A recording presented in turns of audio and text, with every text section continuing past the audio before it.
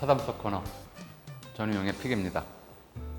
지난 2차 북미 정상회담을 앞두고 문재인 대통령은 새로운 한반도 체제, 언론에서는 신한반도 체제 선언 또는 부상이라고 표현을 했죠. 태평양 건너 미국, 바로 북쪽의 중국과 러시아, 바다 건너 일본이 세계의 열강으로 자리를 잡으면서 한반도의 운명을 좌지우지했었죠. 여전히 우리에게는 친숙하다기보다는 두렵고 또 경계심을 섞어서 보지 않을 수 없는 나라 러시아에 관한 이야기를 해볼까 합니다. 오늘 픽은 나선, 아라사, 소련, 러시아로 잡았습니다. 서울 서대문 밖에 서대문 독립공원이 있습니다. 독립문과 서대문 형무소 역사관이 나란히 붙어있는 그런 공간이죠. 러시아인 건축기사 세르진 사바친이라는 사람이 설계를 했고요. 공사감독은 경복궁 중건에도 참여했던 한국인 대목 심의석이라는 분이 맡았습니다. 그리고 그런 식의 석조 건물을 지은 경험이 별로 없었기 때문에 노역은 중국인 노무자들이 담당을 했죠. 독립문은 러시아, 한국, 중국 3국의 합작품이었다고 할 수 있습니다. 이 세르진 사바친이라는 사람은 1883년 멜렌도르프가 외교 고문으로 한국에 올 때 같이 왔던 사람으로 알려져 있습니다. 이후 1885년 러시아와 조선 정부가 정식 수교할 때 러시아 공사관의 건축기사 겸 한국의 궁정건축기사 역할을 했던 것으로 알려져 있습니다. 그래서 독립문뿐만 아니라 우리가 경운궁에 가면 여러 개의 양식 건물을 보실 수 있습니다. 정관원, 그다음에 그 밖에 있는 중명전, 지금은 사라진 돈덕전, 구성헌 같은 건물들이 모두 이 사바친의 설계에 의한 것이었다고 하죠. 그래서 이 러시아인 세르진 사바친은 한국 근대 건축사에, 특히 이른바 양식 건물 도입사에 대단히 큰 족적을 남긴 그런 사람이었습니다. 1895년 을미사변으로 명성황후가 시해된 뒤 고종이 경복궁을 탈출해서 다른 나라 공사관으로 피신하죠. 그것도 러시아 공사관이었습니다. 당시 청일전쟁으로 청나라가 일본에 패한 이후에 이른바 한반도에 대한 일본의 침략을 견제할 수 있는 나라는, 견제하기 위해서 이용할 수 있는 나라는 러시아밖에 없다는 것을 당시 고종도 또 정부의 관리들도 알고 있었던 겁니다. 1654년과 1658년 조선 효종 때였죠. 우리가 병자호란 당하고 난 지 20년 후였습니다. 그 당시에 청나라와 러시아 사이에 전투가 곳곳에서 벌어져서 청나라의 요구에 따라 조선의 총병, 조총병들이 원군으로 파견되어서 그래서 흑룡강 연안에서 러시아군과 두 차례 격전을 치르고 승리합니다. 총칼을 서로 겨누는 관계로 서로 전쟁 상대방으로 처음 만났던 겁니다. 그때는 러시아를 우리나라 사람들이 나선이라고 불렀습니다. 그리고 나서 몇십 년 지나서 수종 때에는 나선이라는 이름 대신에 아라사라는 이름을 쓰기 시작합니다.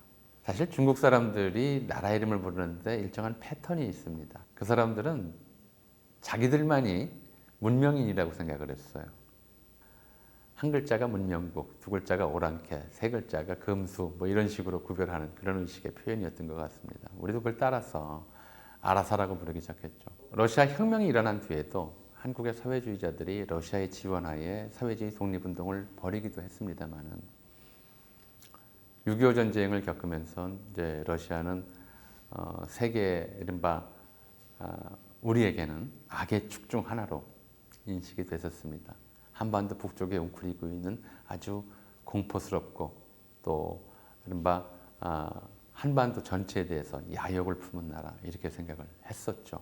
올해가 3.1운동 100주년, 임시정부 100주년이 되는 해입니다만은 사실 상해 임시정부보다 먼저 1919년 2월 25일에 러시아령에서 대한국민의회가 발족하고 이것이 3.1운동 이전에 만들어진 우리 최초의 임시정부 역할을 했습니다.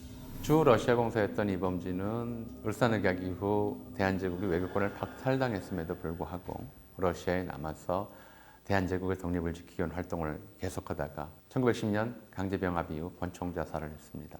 헤이그 밀사 중에 한 분이었던 이휘종이 바로 이 이범진의 아들이었고요. 또 헤이그 밀사였던 이상설도 귀국하지 않고 러시아에 남아서 해외 독립운동을 지원했습니다. 안중근 의사도 이토 히로부미를 척살하러 떠나기 직전까지 블라디보스톡에 머물렀습니다. 1910년대 러시아는 한국 독립운동의 중심지였죠. 사실 우리와 러시아의 만남은 첫 만남은 그렇게 아름답지도 그리고 친밀하지도 않았습니다.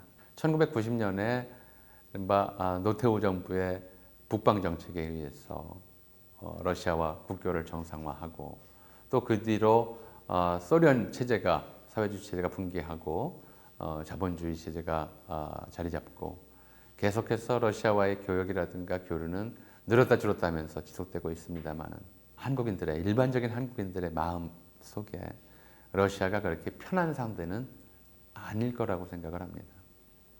다소 두렵고 걱정스럽고 그 행보가 한반도의 운명에 어떤 영향을 미칠지 늘 긴장하면서 봐야 하는 그런 상대였죠. 근데 지금은 어떤가요? 지금 이제 우리는 대한제국이나 조선 말기처럼 그렇게 가볍고 약한 나라는 아닙니다. 지난 70년 넘는 동안 우리 조상들이 우리 국민 스스로가 정말 열심히 노력해서 우리의 국력을 키웠죠. 게다가 남북 관계가 좋아진다면, 남북이 서로 힘을 합친다면 우리의 무게, 우리의 힘은 훨씬 더 커질 겁니다. 문재인 대통령이 새로운 한반도 시대, 신한반도 체제를 선언한 것은 그럴 만한 배경이 있었겠죠. 이제 러시아든 중국이든 미국이든 일본이든 한반도의 운명을 이 땅에 사는 우리들의 의사와 무관하게 마음대로 결정할 수 있는 시대는 끝났다라고 하는, 끝내겠다고 하는 의지의 표현이고요.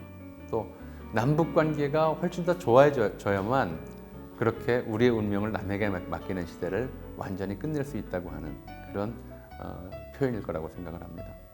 무엇보다도 우리 국민 개개인에게는 우리 주변 각국을 이제까지와는 다른 각도에서, 다른 관점에서 보는 그런 훈련이 필요하다는 걸 가르쳐주는 또는 제시하는 그런 얘기였다고 할 수 있겠습니다. 어떠셨나요? 그동안 많은 분들이 유튜브 댓글을 통해 관심과 응원의 메시지를 보내주셨습니다.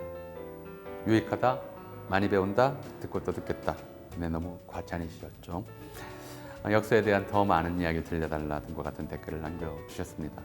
정말 감사드리고요. 댓글을 통해 궁금한 점이나 또 듣고 싶은 이야기 남겨주시면 반영해서 준비하도록 하겠습니다. 네, 오늘 전우용 에픽 이것으로 마치고요. 앞으로도 많은 관심 부탁드립니다. 감사합니다.